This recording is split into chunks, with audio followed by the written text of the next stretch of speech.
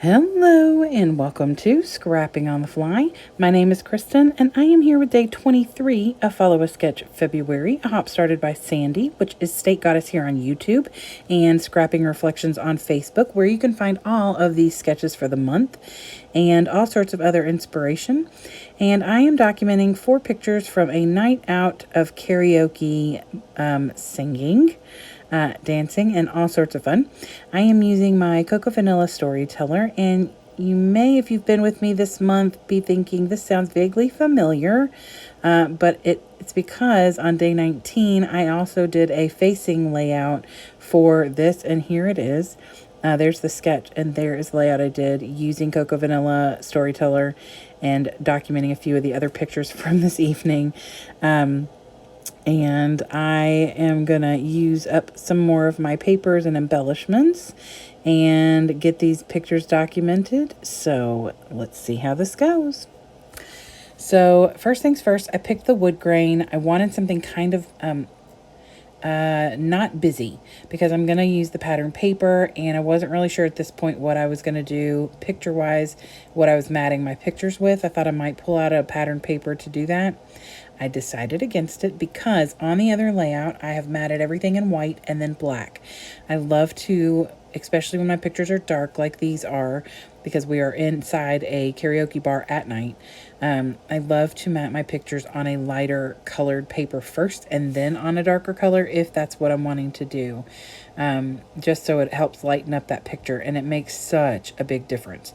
So I cut my pictures to 4 by 3 3/4.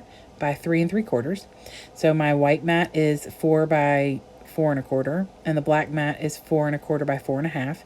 And I distress all of the white papers and all of the black papers before I mat them, or while I'm matting them. I do splatter on some Stormy Sky and Wild Honey just for a little bit of mixed media. It does reflect that on this sketch. Maybe a little bit of smushing or something, but I just did some splatter work. I thought a little more might pop out, but I'm okay with the amount that you can see a little bit of blue in the bottom corner and the top left corner as well. And then I'm just going to use a couple pieces of scraps and get those used on this layout. And I extend that patterned paper, the plaid pattern paper, with by cutting it and hiding the gap behind that picture. And that is the paper that I mat my entire other layout on, so it brings that layout to, they connect better. Plus I'm matting both of them on black backgrounds, and so they are they flow really well together, and so they will be facing each other in the scrapbook when I put them away in my school book, because I have already documented a lot of these pictures. I don't know how well anybody's memory is, because it probably was last summer, but I have already documented a lot of these pictures in my 2023 chronological book.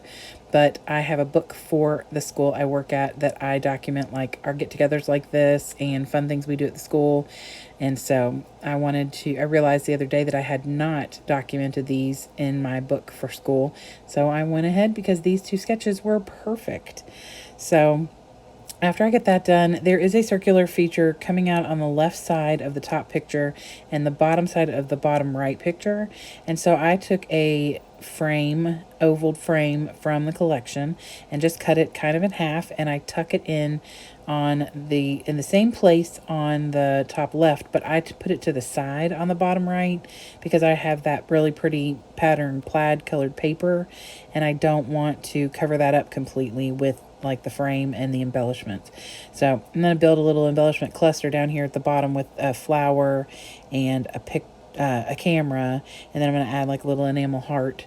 But then I'm going to use the other half of that flower to put up here. This is my way of extending my embellishments. I cut that flower in half, tuck part of it in at the bottom right and then the other part in the top left, so that it's the same color pattern and everything, but I'm not using 2 embellishments. I'm just using 1, and I'm not wasting stuff that gets tucked in, underneath the picture. So if you look in the top right of the layout, you'll see a little yellow butterfly, and actually that came off of the journaling card that's tucked in the bottom left corner. It was what was going to be covered over. So I just cut it off so I could fussy cut it, because that was an extra embellishment for the collection. And I'm all about not wasting, especially gorgeous collections like this that I adore so very much.